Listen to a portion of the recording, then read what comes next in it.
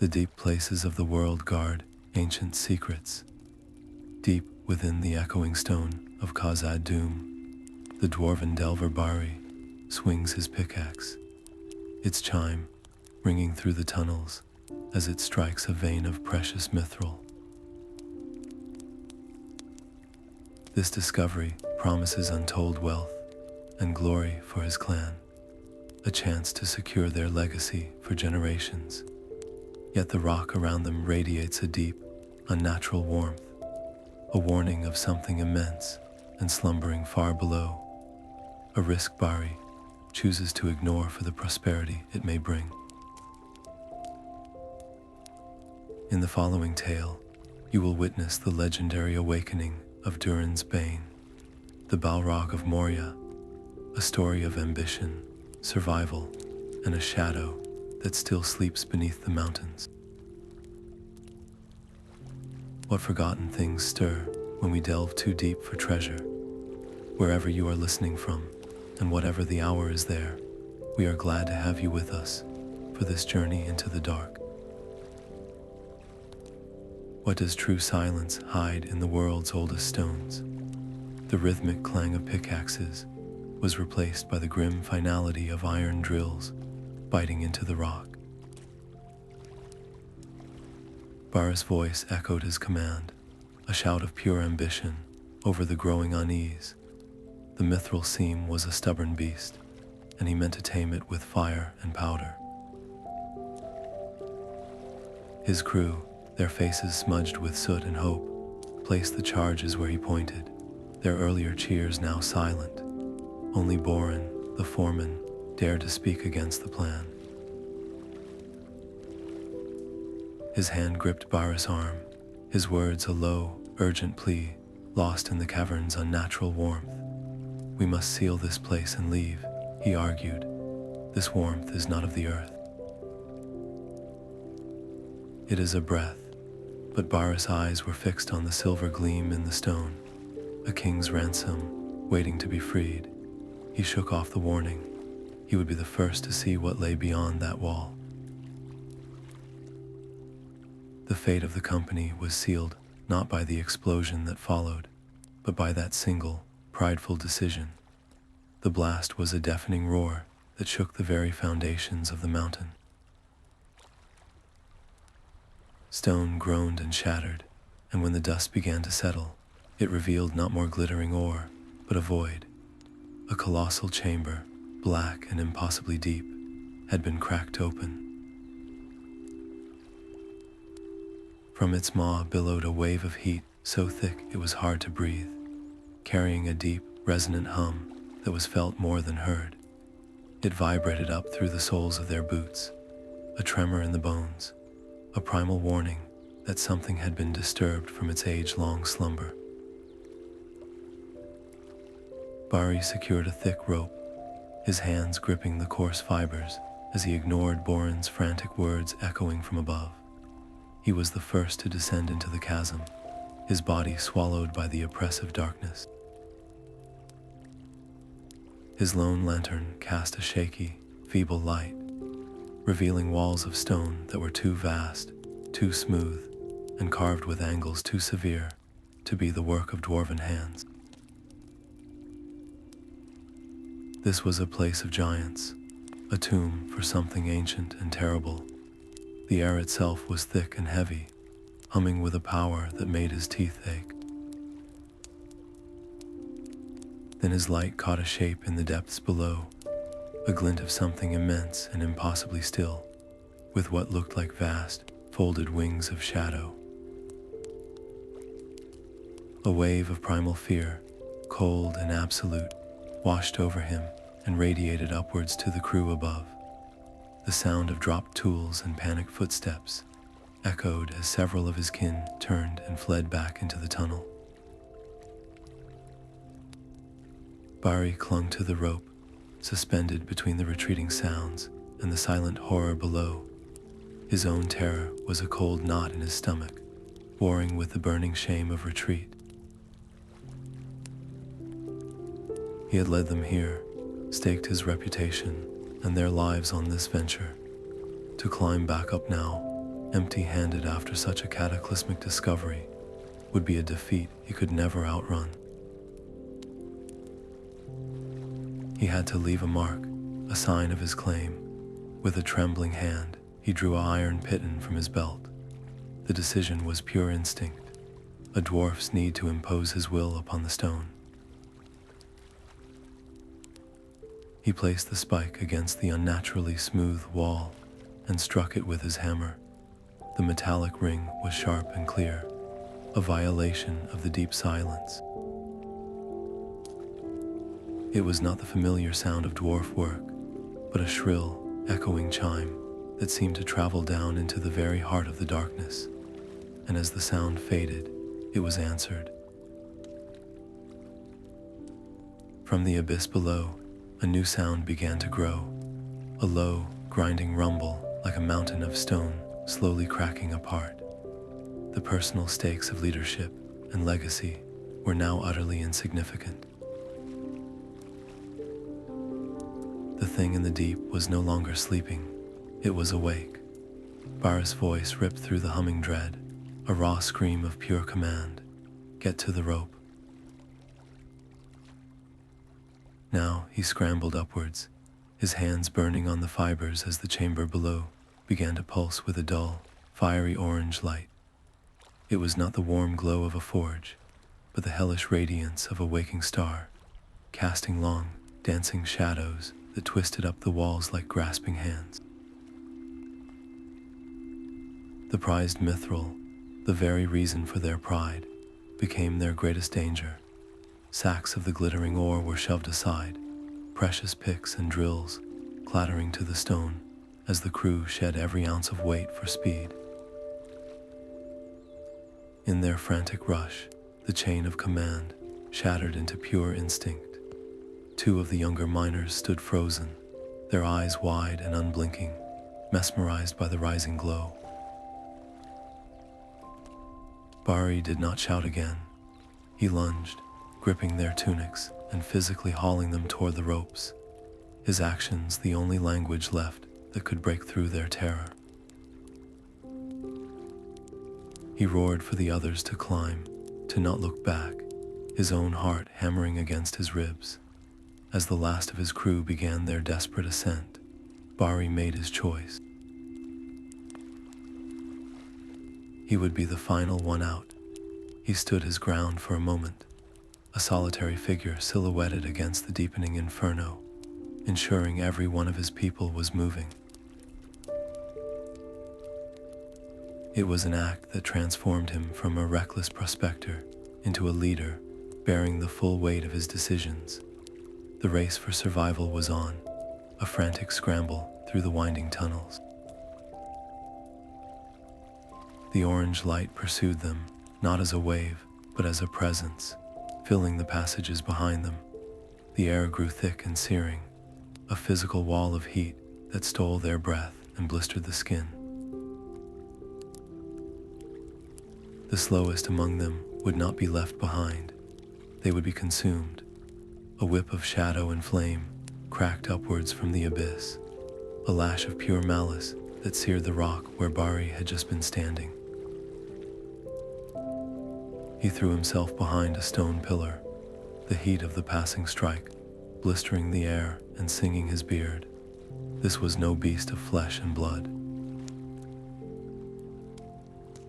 This was a demon of the ancient world, a being of myth made terrifyingly real.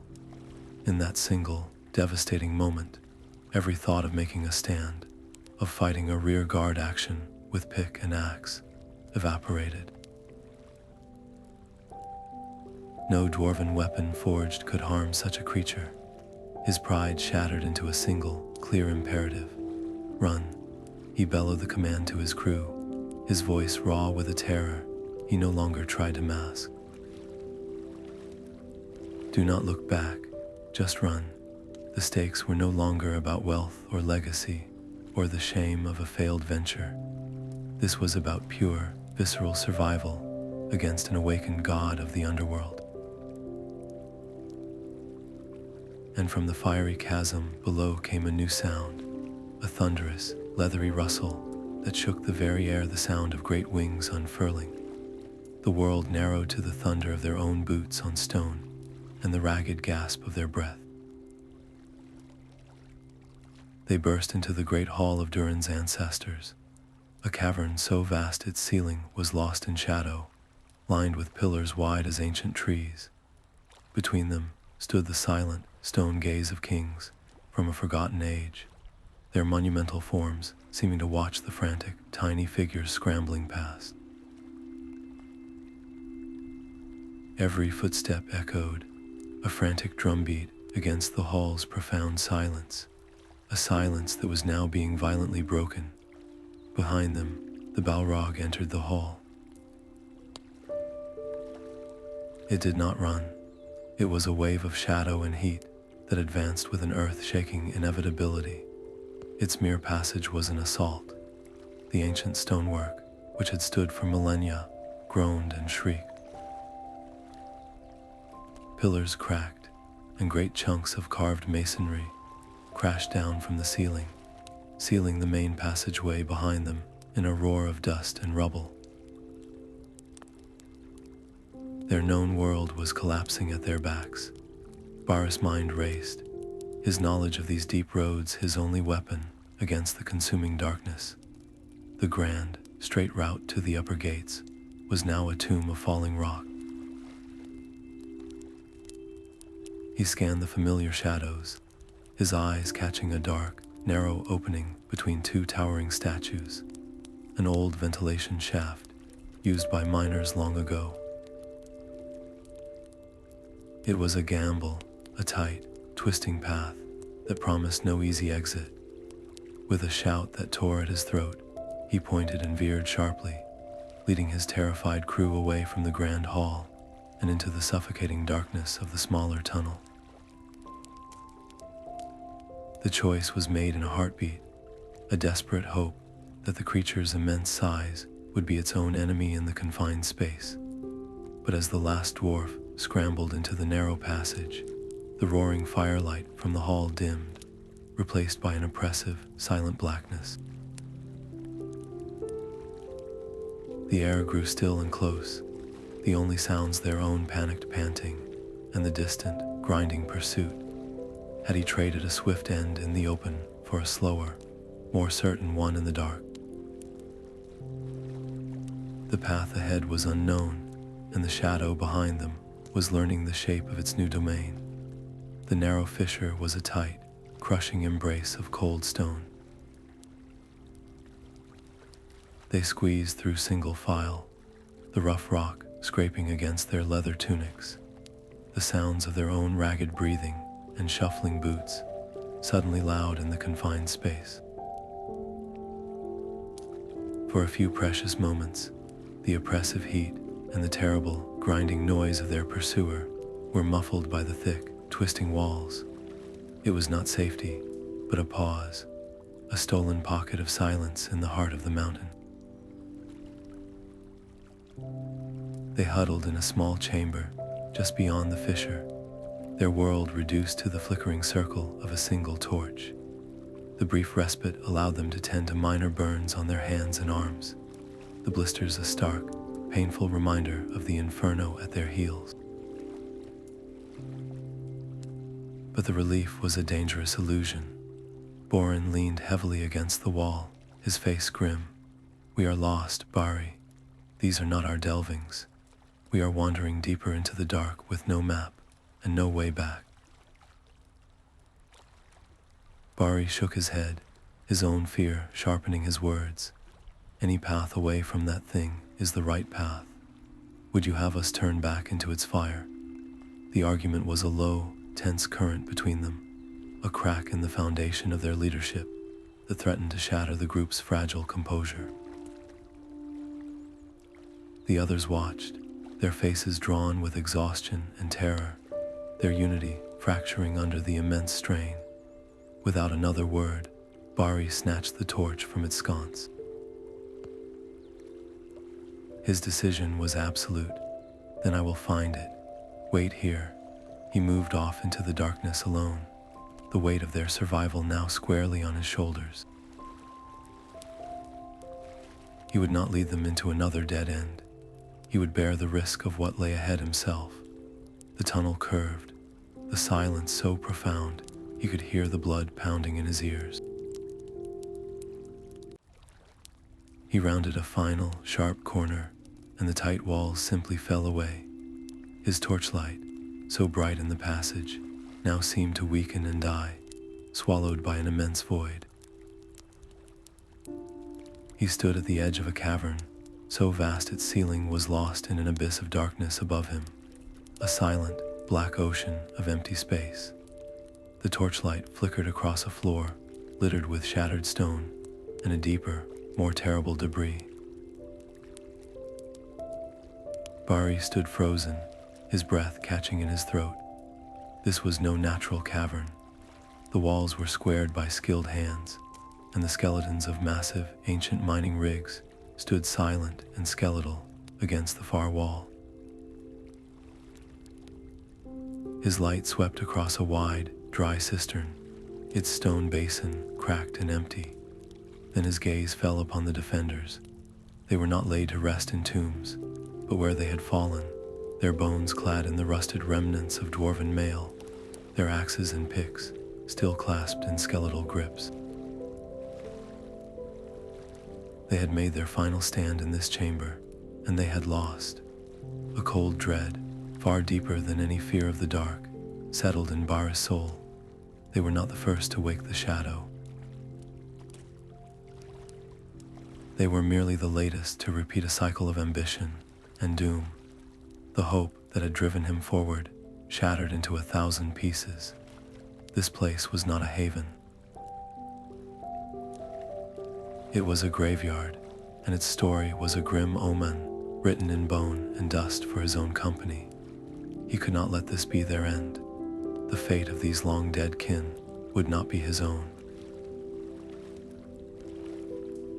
Steeling himself against the grim sight, Bari moved among the remains. His movements were swift and purposeful, driven by a desperate refusal to accept the same conclusion. He scanned the area for anything that could offer an advantage. A forgotten map etched on metal, a weapon that could harm a demon, any clue these fallen delvers might have left behind. His hands brushed against a rusted helmet, his mind racing with the parallels. They too had sought treasure. They too had awakened a power they could not control. The psychological weight was immense, a crushing certainty that their flight was a futile race toward a preordained finish. Just as his fingers closed around the hilt of a broken sword, a sound sliced through the heavy silence. It was faint, distorted by the labyrinth of stone, but unmistakable. It was the sound of his crew, not in panicked flight, but raised in unified, terrified screams. His search was over. His people were in immediate peril, and the lessons of the past were a luxury he no longer had time to learn. The screams ripped through the stone, shattering the grim silence of the tomb. Bari abandoned the broken sword and the fallen defenders, his own fate suddenly meaningless. He sprinted back the way he had come, his heart hammering a frantic rhythm against his ribs. But the mountain itself seemed to conspire against him. Rounding the final bend, he was met not with the narrow fissure, but with a wall of fresh rubble. A rockfall, shaken loose by the Balrog's passing, had partially sealed the passage. He could see a sliver of flickering torchlight from the other side, and the shouts of his crew were now horrifically clear. Cries of pure terror, mixed with Borin's voice roaring commands to hold the line. They were trapped in the chamber, and he was locked out. A wave of oppressive heat washed over him, and the light from his own torch guttered and dimmed, as if a great shadow was drinking the very fire from the air. He was cut off from his kin, and the demon was near. A terrible choice crystallized in an instant. He could waste precious minutes searching for another, unknown way around, likely finding only a dead end while his people were overrun. Or he could become the target. He slammed his axe against his shield. The metallic clang was a sharp, defiant challenge in the oppressive gloom. He filled his lungs and shouted, not words of Dwarvish, but a raw, wordless roar, a beacon of noise and fury in the dark. Come for me, I am here. Every instinct for self-preservation screamed at him to be silent, to hide, to run. He crushed it down. He planted his feet, making himself a solitary, noisy point of defiance, deliberately pulling the attention of the ancient terror away from his trapped and vulnerable crew. It was no longer about leading them to safety. It was about giving them a chance, any chance at all, even if it meant his own end. The ground trembled, not from a distant collapse, but from a purposeful, converging force. From the darkness ahead, a deep, guttural roar answered his challenge, a sound of pure, world-ending wrath that shook the stones beneath his feet and promised a swift and fiery end. The shadow had found its prey. The ground gave way behind him in a roar of collapsing stone. Bari stumbled backward, his defiant shout cut short as he found his retreat severed. He was no longer in a tunnel, but on a narrow span of ancient, weathered rock, a graceful arch that crossed a chasm of such profound depth, his mind could not truly grasp it. A cold, silent wind rose from that abyss, plucking at his clothes. He was cornered, a solitary figure on a stone thread over an endless dark. Across the chamber, the shadow coalesced, its form swelling with a terrible inner light. It was a storm of flame and night, and it stepped onto the bridge. The stone beneath its feet blackened and smoked, and the sheer heat of its presence was a physical weight pushing against him. Every instinct, every primal nerve in his body shrieked at him to run, to throw himself from the ledge into the merciful dark below. But the memory of his crew's desperate cries, the sound of Borin holding the line, rooted him to the spot. He was their shield now, the only thing standing between the darkness and their chance, however slim, for life. This was no longer a fight he could win, but it was a stand he could make. With a final, deep breath that seared his lungs, he planted his feet firmly on the ancient stone. He raised his axe, not in a gesture of attack, but of defiance. And then he began to sing. His voice was rough and strained, but it grew stronger with each word, a deep, resonant chant in the ancient tongue of his people. It was a battle song of Durin, a hymn to the stone and the unyielding spirit of the dwarves.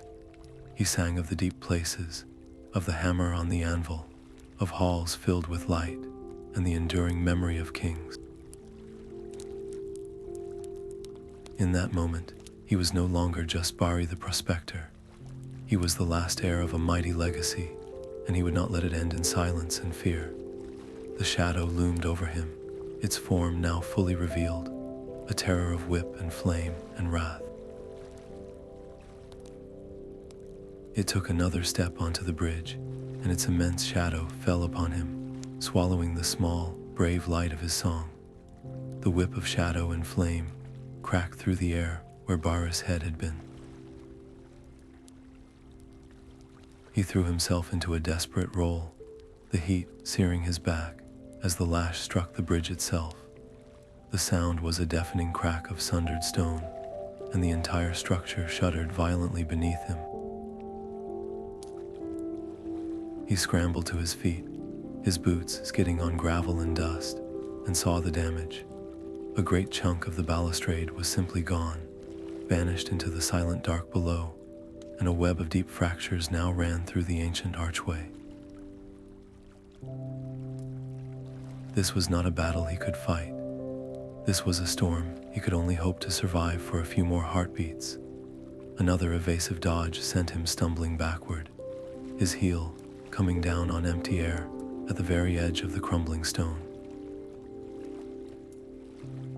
The abyss yawned beneath him, a cold updraft plucking at his clothes. There was no more room to retreat. His eyes, stinging from the heat and smoke, darted from the advancing demon to the fractured base of the bridge, where it met the chamber wall. The supports were already groaning under the Balrog's immense, fiery weight. A final, desperate plan crystallized in his mind, a gambit born of absolute futility.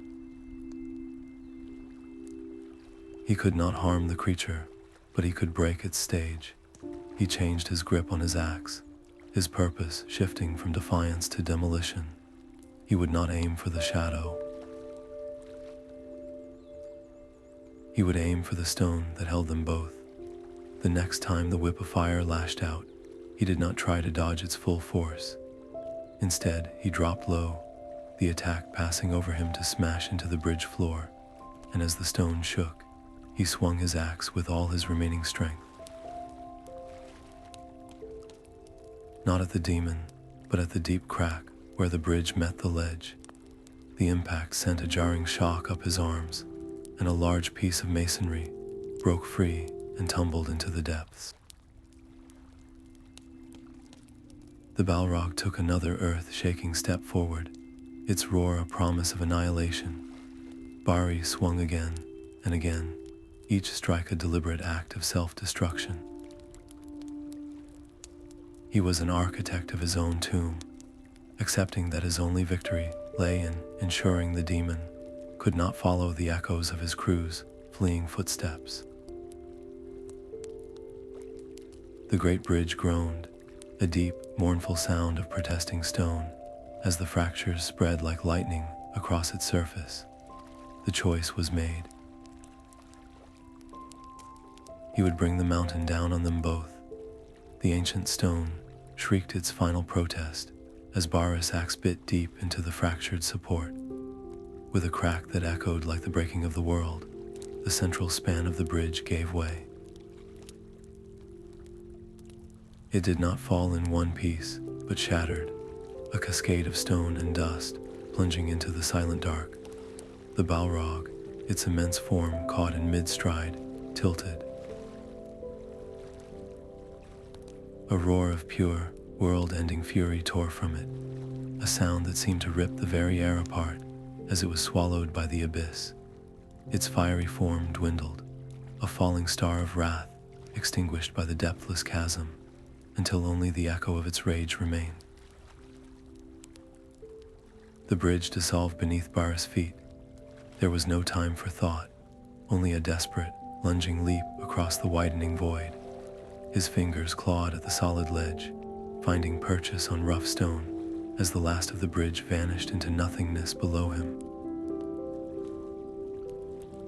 He dangled there, his body suspended over the endless drop, the fate of his entire company balanced on the strength of his grip. In that impossible moment, a final, clear decision was made.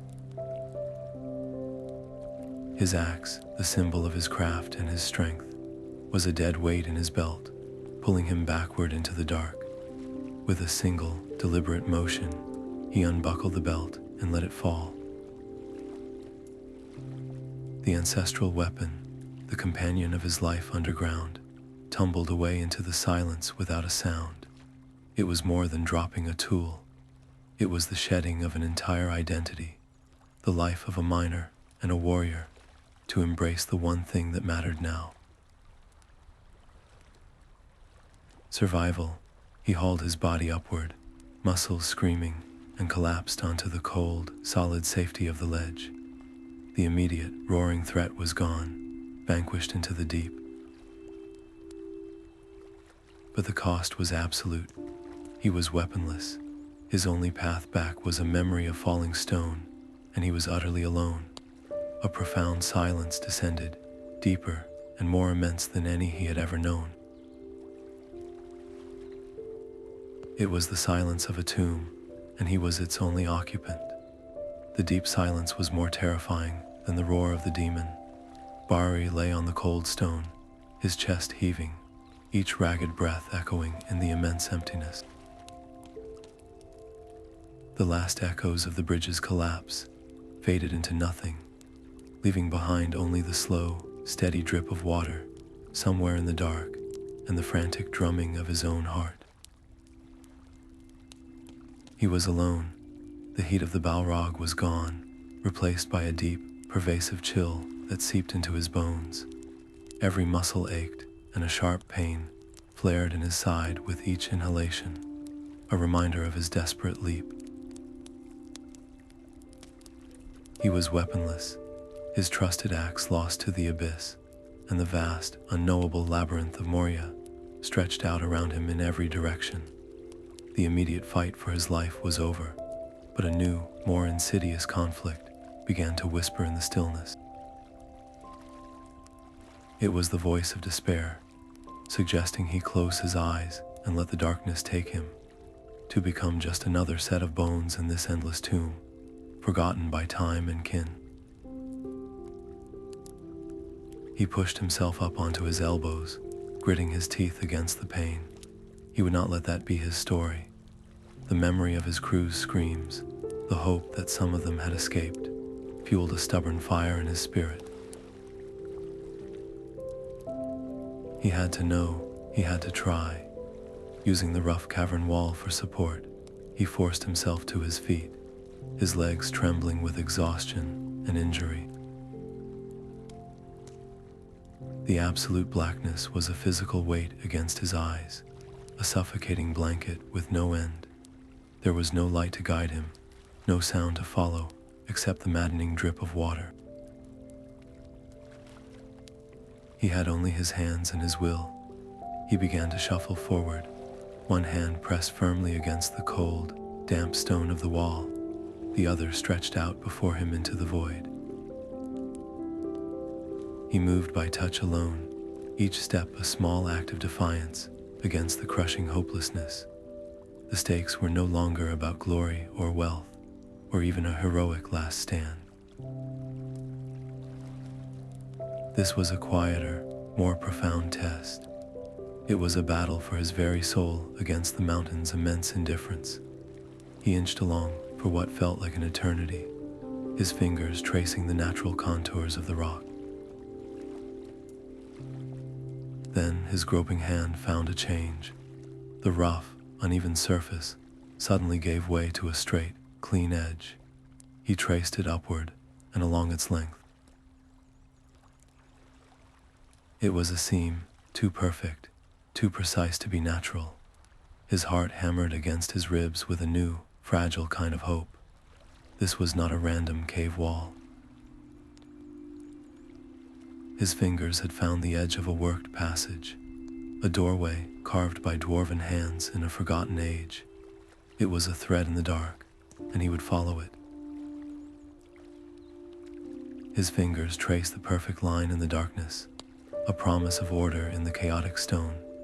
It was a door, a sealed dwarven door, its edges fused shut by time and deliberate craftsmanship.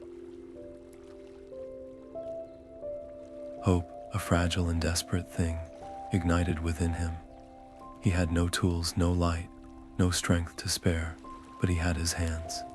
He searched the floor until his fingers closed around a heavy, jagged piece of fallen rock. It was a crude and pathetic tool, but it was all he had. He set to work, the rhythmic, grating scrape of stone on stone, the only sound in the immense dark. Each impact sent jarring vibrations up his arms, aggravating the deep ache in his side. He worked for what felt like hours, his world shrinking to the feel of the rock in his raw hands and the stubborn, unyielding seam. His mind began to wander in the darkness, taunting him with visions of his crew, safely reaching the upper halls, or worse, with the silent, skeletal forms of the long-dead defenders he had left behind. This door was his only answer to their fate, the only thread left to pull. just as his arms began to shake with a fatigue so profound he thought they might never move again. A different sound echoed from the seam. Not a scrape, but a hollow, grinding pop. A small section of the sealed edge gave way, crumbling inward. A rush of slightly cooler air, stale with age but blessedly free of the chasm's oppressive heat, flowed over his face. He had done it. He pushed against the ancient stone, and with a great, groaning sigh, the door swung inward, revealing not another level tomb, but the bottom steps of a steep, ascending staircase, carved directly into the heart of the mountain. The sight was both a relief and a new form of torture. His body was at its absolute limit, every muscle screaming in protest, and the staircase stretched upward into an impossible blackness, a final, brutal gauntlet. He slumped against the door frame, the brief surge of triumph evaporating into sheer exhaustion. He could not take a single step. Then he heard it, a soft, steady trickle. Feeling along the wall, his hand found a damp patch of moss and a thin stream of water seeping from a crack. He cupped his hands and drank, the cold, mineral-tasting water a balm to his parched throat and weary spirit. It was a small mercy, a gift from the living stone itself. He knew if he stopped for too long, his body would stiffen and his will would break. He had to move now. Gathering the very last dregs of his strength, a resolve forged in the loss of everything he once was, he placed a foot on the first step, then the next, and the next. Each movement was a separate, painful negotiation with his own broken body, a slow, deliberate slog toward an unknown destination. The air began to change. The heavy, dead atmosphere of the deep halls gradually lessened, replaced by a cooler, fresher draft that flowed gently down the stairwell. It was a sensation he had almost forgotten, the simple, clean breath of the world above. It carried no promise of safety, but it was a sign. This climb was the final push, the last barrier between the tomb below and the faint, fragile hope of salvation. A silvery pinprick of light pierced the absolute blackness far above.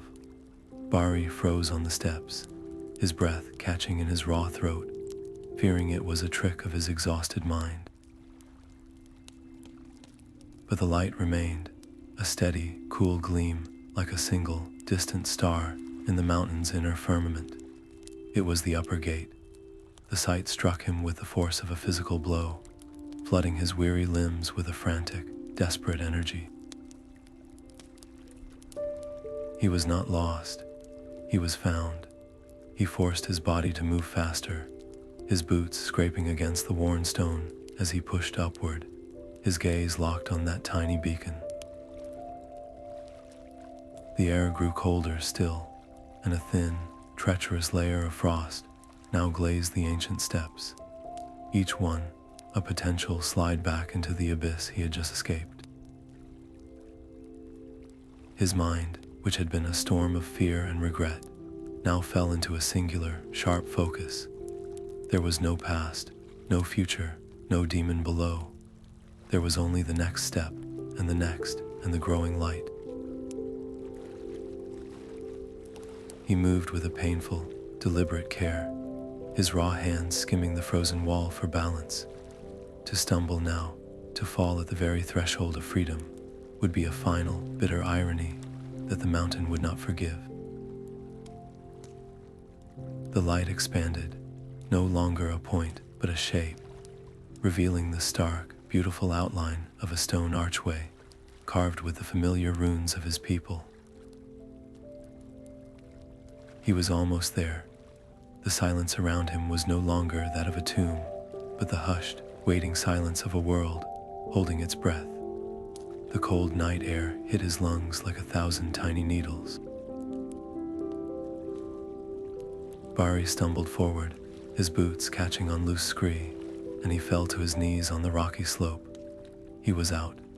He dragged the frigid, thin air deep into his chest, each breath a painful, wonderful reminder that he was in the world above. The colossal stone door of the east gate stood silent and dark behind him, a sealed mouth that had swallowed his friends, his fortune, and his entire former life. He was utterly alone on the vast, wind-swept flank of the Misty Mountains. The silence here was different. It was not the suffocating stillness of the tomb, but the immense, empty quiet of a world asleep under a blanket of stars. They were cold and sharp, countless points of icy light watching from a black sky, a stark and merciless contrast to the hellish orange glow that had haunted his every step in the deep. He had no tools, no weapon, not even a water skin. He was a creature of the deep places, cast adrift on the surface, a king of nothing. To look back at that gate was to invite a despair so complete it would paralyze him forever. The memories of the fall, of Borin's final shouts, of the whip of flame and the crumbling bridge, they were ghosts that would live with him always. But to let them chain him to this mountainside was to die a slower death than any the Balrog could offer. With a final, shuddering breath that misted in the frigid air, he made his choice. He turned his back on Khazad-dûm. He did not give the dark door a last, longing look. He fixed his eyes instead on the downward slope, on the path that led away from the past. His journey was no longer about escaping the dark. It was about finding a reason to walk in the light. Every painful, limping step down the mountain was a step into an unknown future. His purpose had been stripped away, leaving a hollow space that needed to be filled. He carried no mithril, no treasure, no proof of his claims. He carried only a story, a terrible warning whispered on the wind about the shadow that still slept and now stirred beneath the world's oldest stones. The cold became a constant companion, a sharp and biting presence that seeped through his worn tunic. Bari moved through a landscape of stone and shadow, navigating treacherous paths by the faint light of the stars.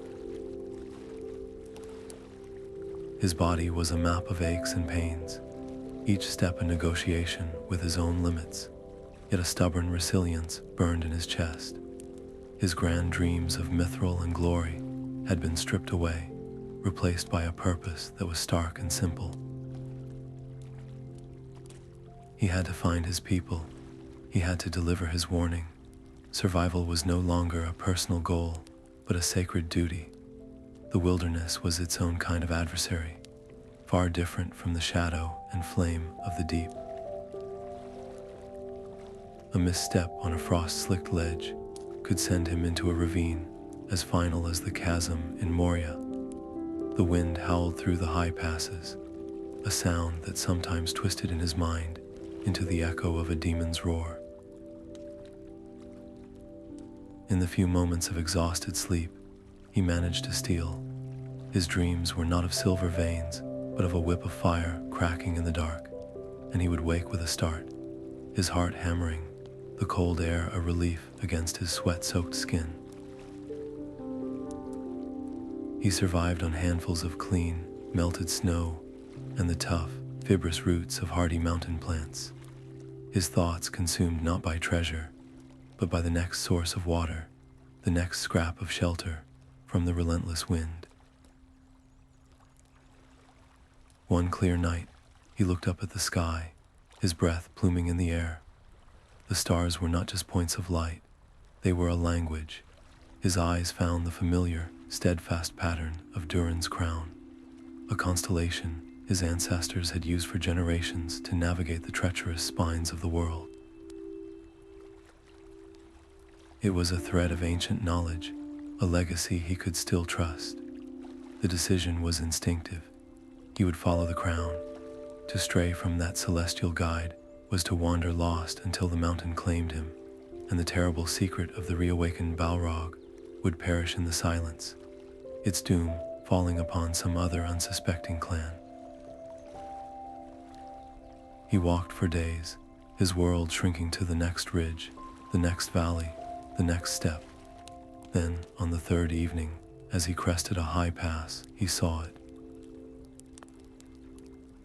Far below, nestled in the deep folds of a sheltered valley, was the warm, unmistakable glow of campfires. It was not the cold gleam of starlight on snow, but the living, breathing light of hearth and home. The campfires were a beacon of life in the vast, cold dark, but Bari approached them with the caution of a wounded animal. He moved from shadow to shadow, his eyes scanning the perimeter until he spotted the silhouettes of 2 sentries standing watch. He stepped into the circle of their torchlight, and they recoiled. He was a specter from the deep, his clothes in tatters, his hands blistered and raw, his eyes holding a darkness that seemed to swallow the firelight itself. He spoke his name and the name of his clan, his voice a dry rasp. "I am a survivor of the mines of Khazad-dûm." The words hung in the air, heavy with unspoken catastrophe. The sentries exchanged a grim look before one of them gestured for him to follow, leading him into the heart of the encampment. He was brought before the chieftain, a broad-shouldered dwarf with a beard braided with iron rings, in a tent warmed by a central hearth. The chieftain's name was Thrain, and his eyes held the weight of many journeys. Bari told his tale. He spoke of the mithril seam, the unnatural warmth, the catastrophic blast, and the thing of shadow and flame that rose from the abyss.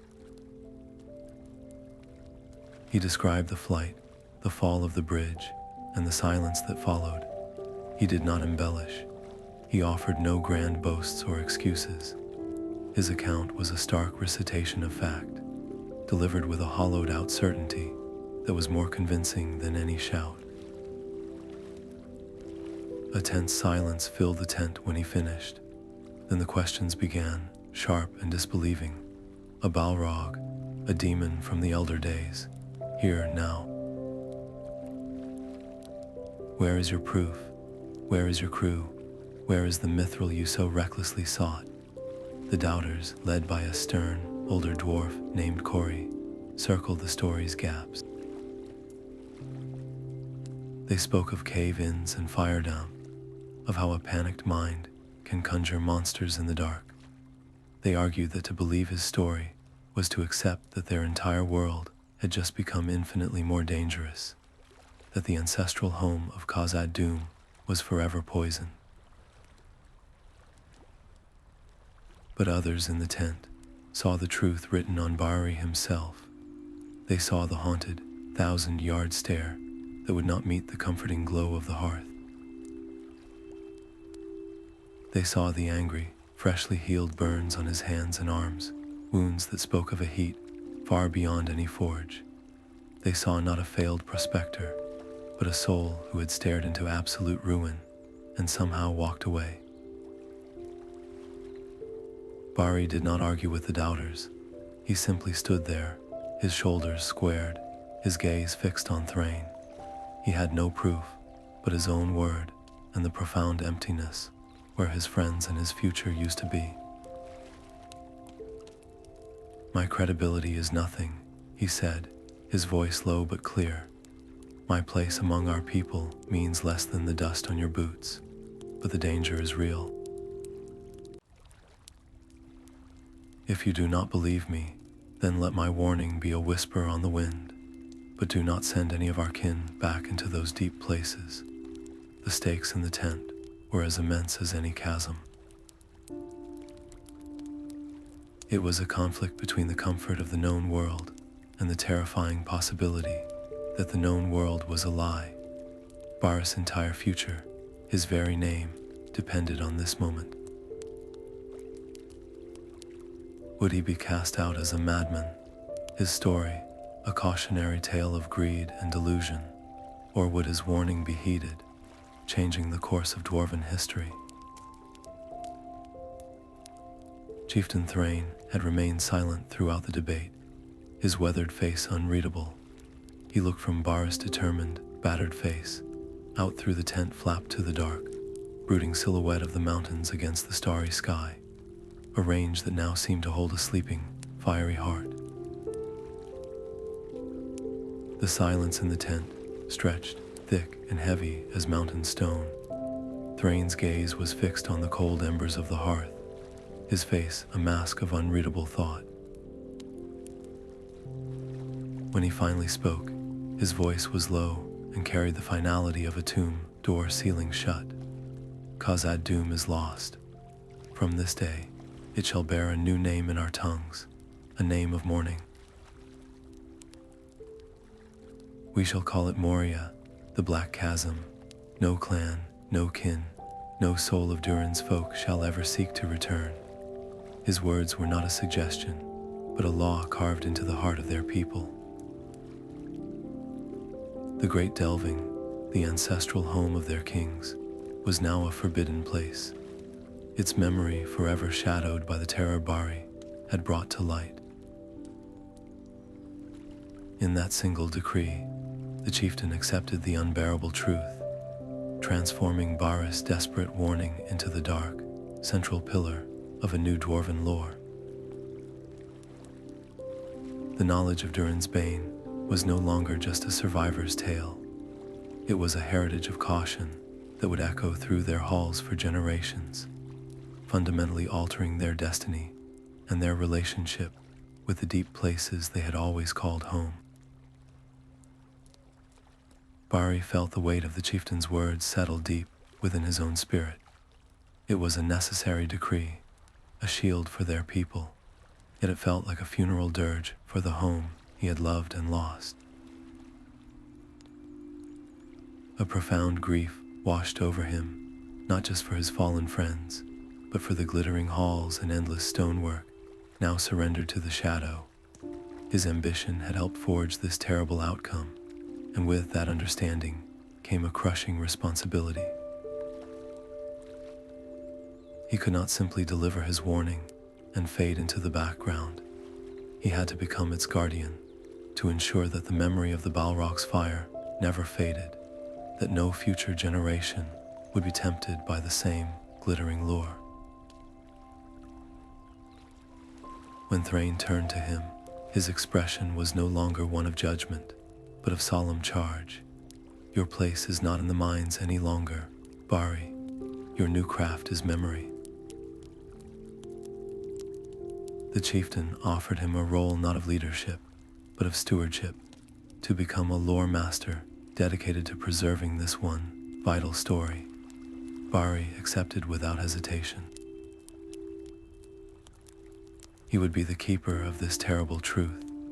He vowed then to sit by the fires in the great halls and in the quiet corners of smithies, to teach the young ones not only of the glory of their people, but of the peril that slumbered in the world's foundations. His personal stakes had evolved completely. The fight for his own life was over. Now, his life's purpose was to use that hard-won survival as a bulwark for his entire culture. He took his place by the hearth, the warmth of the fire, a stark contrast to the memory of the demon's heat, the new and solitary guardian of a story that must never be forgotten. The firelight became his new forge, and the hall his new deep. Bari did not weave a tapestry of heroic deeds or daring escapes. He offered a different kind of story, one of warning. He spoke of the Mithril's gleam not as a prize, but as a lure. He described the unnatural warmth not as a curiosity, but as a breath. His account was stripped of all vanity, leaving only the stark skeleton of a mistake and its terrible price. He was a living scar upon the memory of his people, and his presence in any gathering brought a sober silence. a reminder that the stone beneath their feet could hold more than just ore and water. The dwarves who listened to him would look at the entrance to a new mine with a different set of eyes, measuring the darkness not just for its wealth, but for its silence. A healthy, profound respect for the deep places took root in their culture, tempered by the fear he had brought back from the Black Chasm.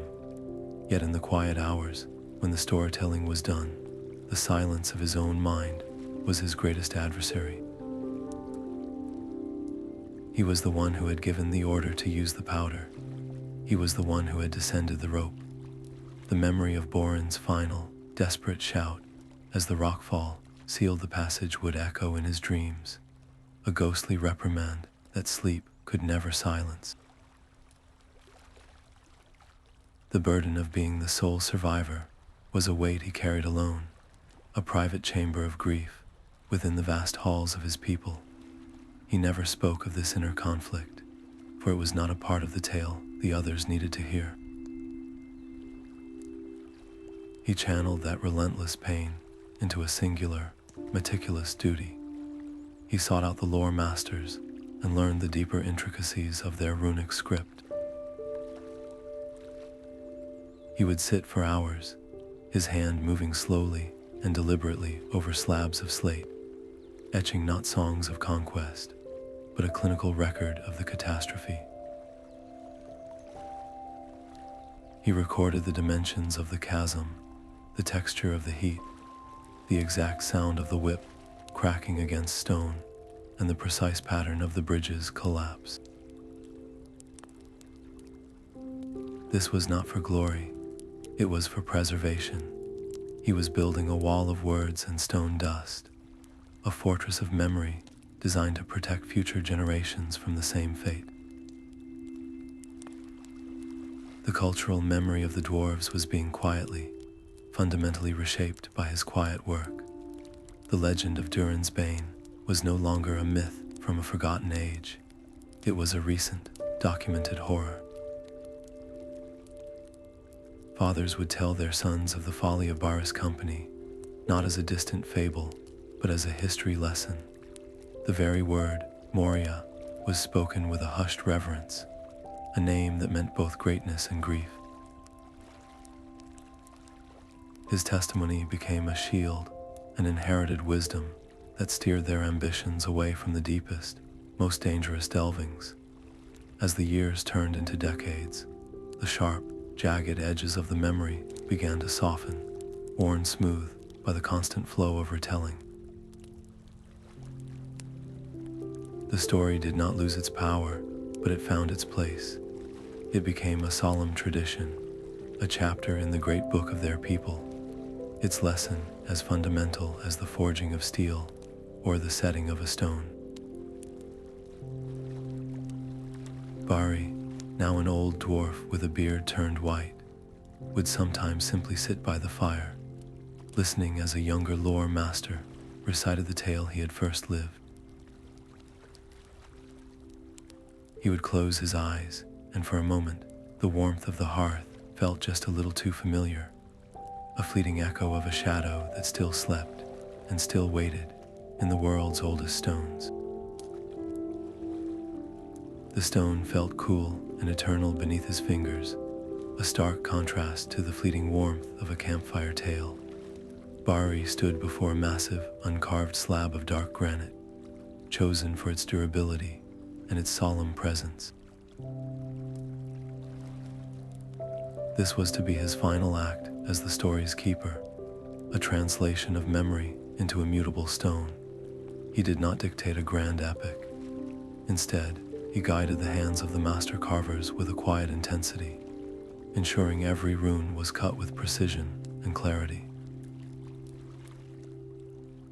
He described the fall of Khazad-dûm not as a battle, but as a failure of ambition. He listed the names of the lost, one by one, and when the carver's chisel hesitated, Bari spoke his own name to be included among them. The metallic ring of hammer on chisel was the sound of a symbolic burial, a final farewell to the dwarf he had once been. With each strike, he felt the weight of his old life, the pride and the recklessness, settle into the stone and leave him.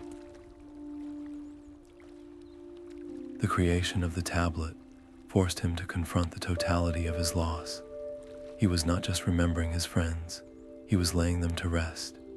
He was not just recalling his home, he was formally sealing its gates in the only way left to him.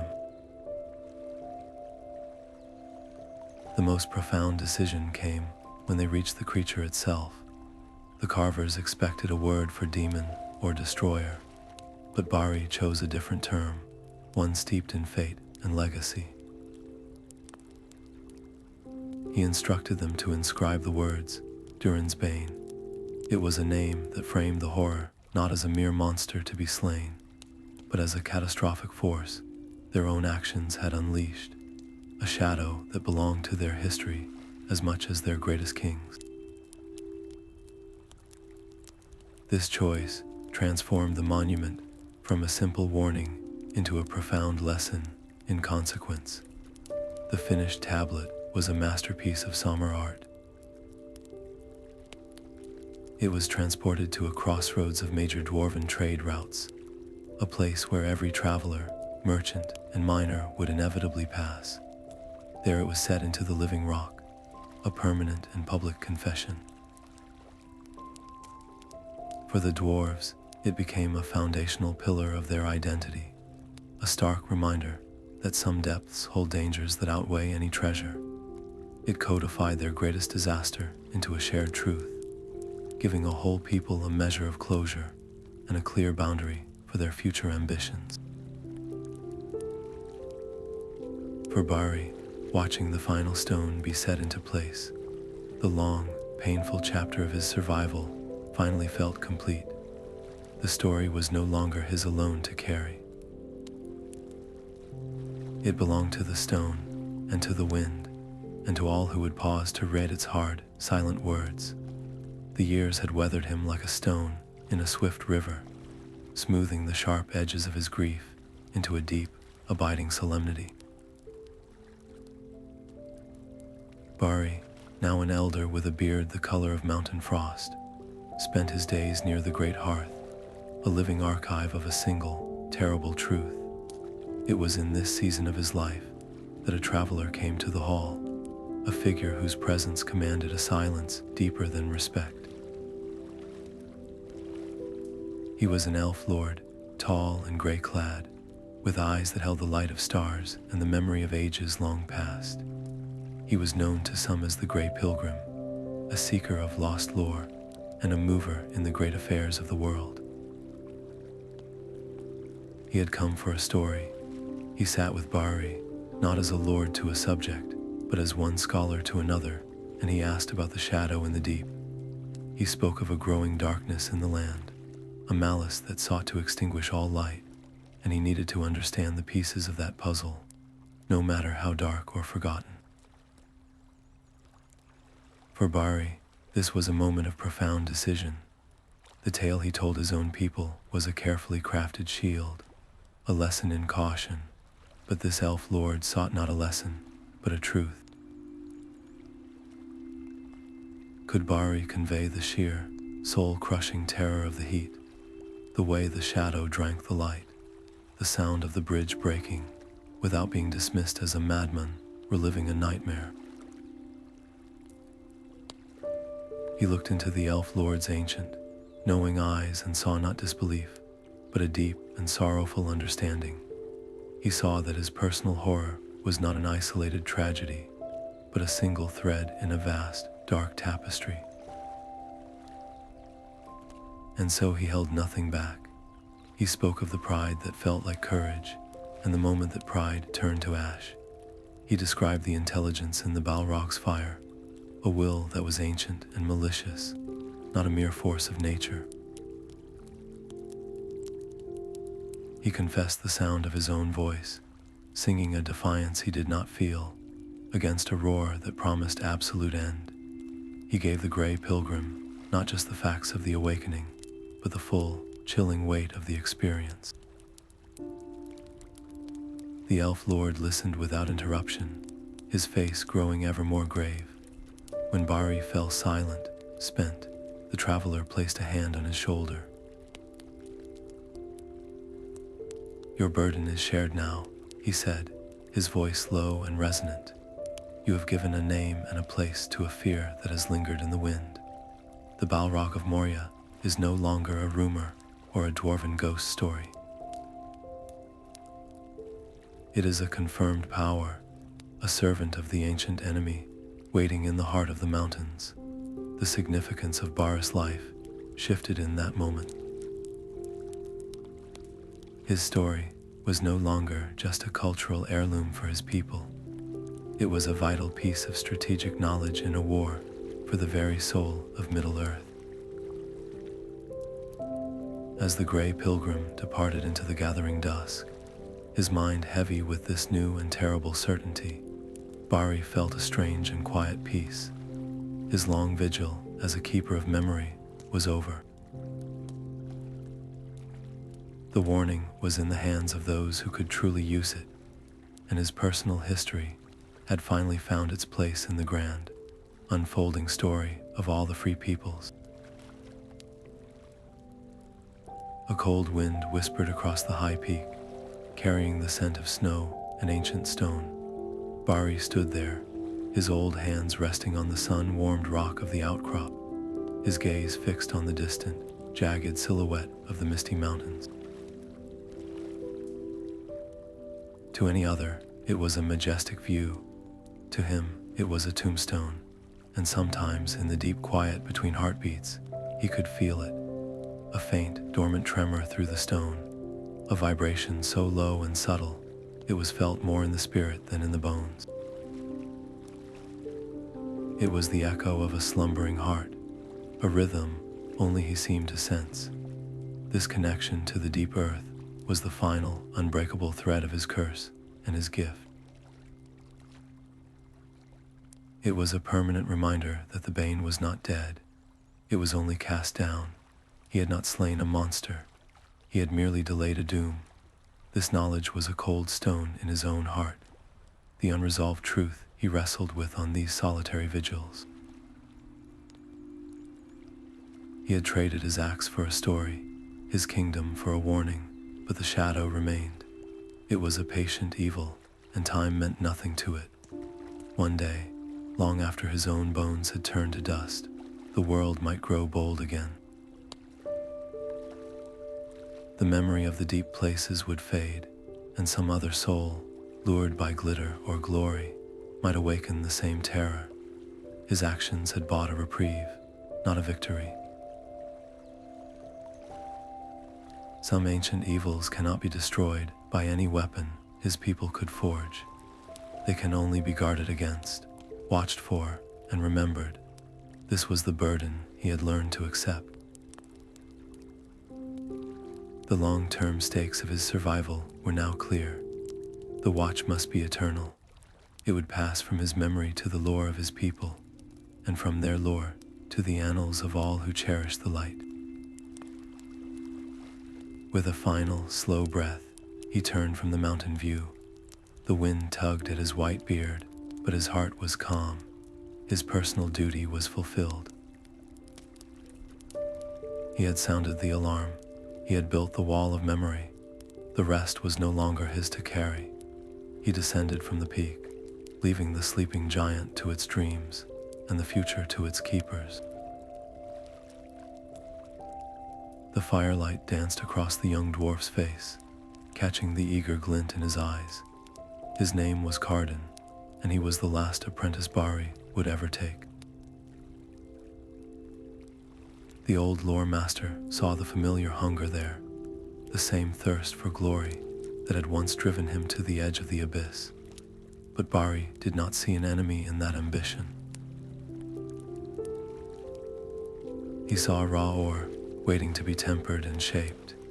He began the lesson not with a command, but with a story, the only tool he had left. He spoke of the mithril seam of the heat, of the moment the world cracked open. He described the flight through the dark, the terror, and the silence that followed. He did not paint himself as a hero, but as a dwarf who had mistaken pride for courage and who had paid a price he could never forget. The difference between courage and recklessness, he explained, his voice a low rumble, is that courage builds a future for your clan, while recklessness only digs its grave. Carden listened, his initial eagerness softening into a solemn understanding. He saw the deep lines of grief etched on Bari's face, and the weight of the story began to settle on his own young shoulders. Bari was not trying to crush the fire in his apprentice, but to bank it, to teach it to warm a hall rather than consume it. The cultural shift was happening in that quiet moment, a passing of the torch from one generation to the next. When the story was done, Bari did not hand Carden an axe or a pick. He reached for a heavy, leather-wrapped bundle and placed it in the young dwarf's hands. Inside were slate tablets, exact copies of the warnings he had carved for the crossroads, each rune a testament to loss. "This is your inheritance," Bari said. "Guard it well. It is a heavier burden than any weapon, and more valuable than any vein of mithril." Carden accepted the gift, his hands firm around the stone, his gaze now steady and clear. The future of their people no longer rested on the discovery of treasure, but on the vigilant keeping of this one vital memory. The tragedy of Moria had been forged into a shield, and in the quiet acceptance of his apprentice, Bari knew his work was finally done. The fire's warmth was a gentle anchor in the long evenings of his life. Bari would sit for hours, his gnarled hands resting on his knees, the knuckles swollen and mapped with veins like old rivers. His gaze was often turned inward, fixed on a private landscape of memory where the glow of embers could still summon the terrible orange of a demon's heart, and the deep shadows in the corner of the hall still held the shape of vast, folded wings. To the younger generations of dwarves, he was no longer just a man, but a monument. His name was spoken with a hushed reverence, a word that conjured both the catastrophic loss of Moria and the unyielding resilience required to outlive such a doom. He had become the living embodiment of their greatest fear and their most vital lesson. The fierce internal war that had once torn at him, the guilt and the second guessing, had finally quieted. It was not a victory, but a truce forged through decades of service. The satisfaction he felt was a deep, quiet hum, the knowledge that he had taken the raw material of his own failure and forged it into a shield for his entire people. When the time came to discuss his final arrangements, he made a simple, profound request. He asked not to be buried with the axe of a warrior or the crown of a lord, but with a simple miner's pick laid upon his chest. It was a full return to the identity he had held before the shadow, a reclamation of the craftsman he had been before ambition led him astray.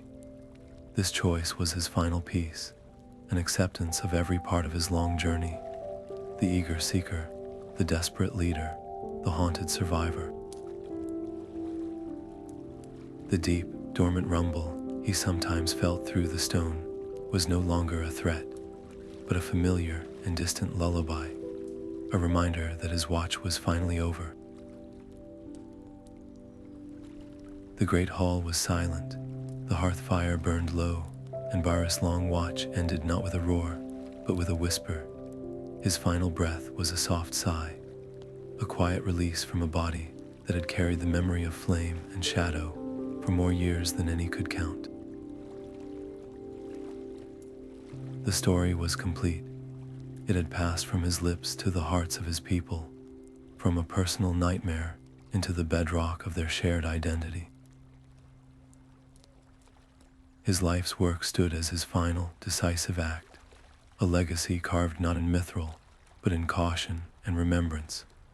All the internal conflict that had haunted him, the guilt and the second guessing, finally stilled.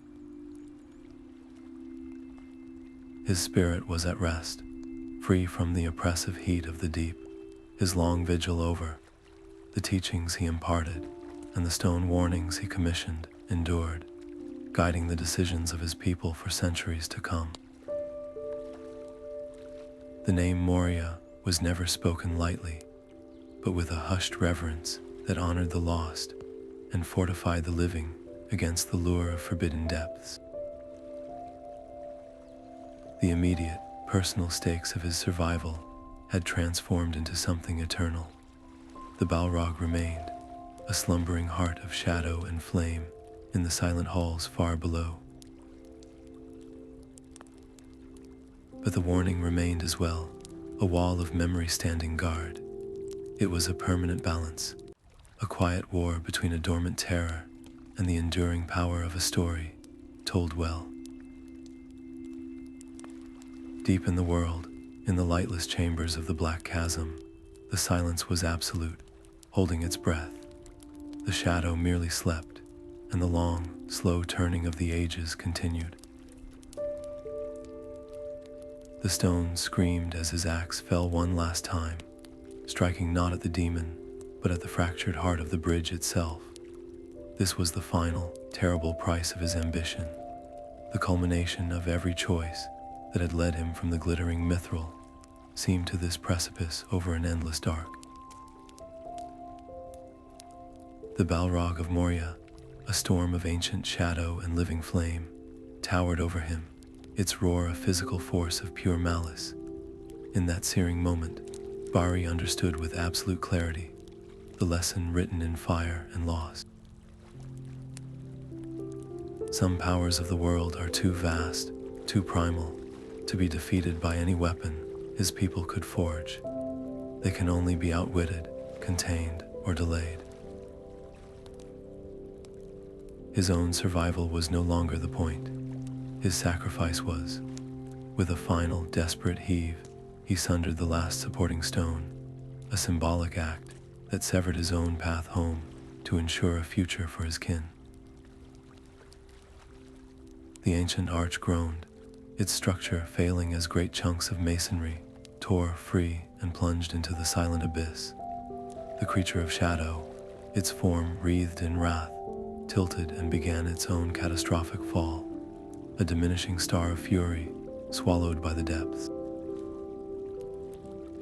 Bari himself was thrown backward by the violent collapse, his body slamming against the solid ledge as the world dissolved into a thunderous roar of falling stone and a final, fading cry of immortal rage. He had not won a battle. He had averted a doom, transforming himself from a seeker of treasure into the solitary guardian who sealed the darkness away with the only currency he had left, his own chance of return.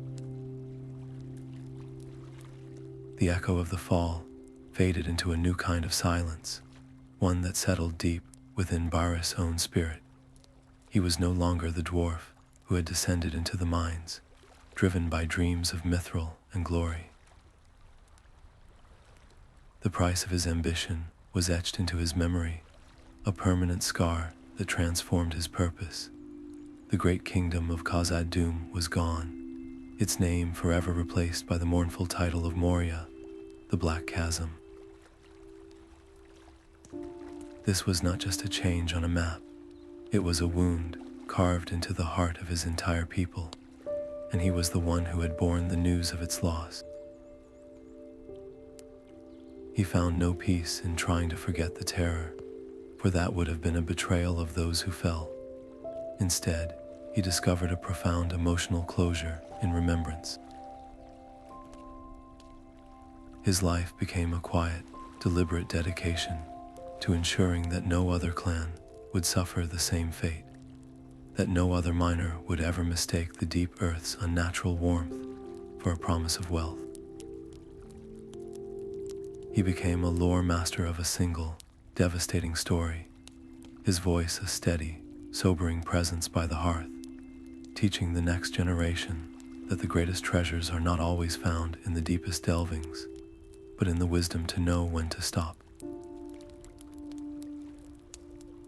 His legacy was not one of conquest, but of caution, a whispered warning that would echo through the halls of his people for centuries to come, a shield forged from the memory of his own failure. And far below, in the lightless depths of the world, the shadow of Durin's Bane merely slept, a dormant heart of ancient fire, its silence a permanent reminder that some struggles are not won, but only delayed, waiting in the patient stone for the turn of an age.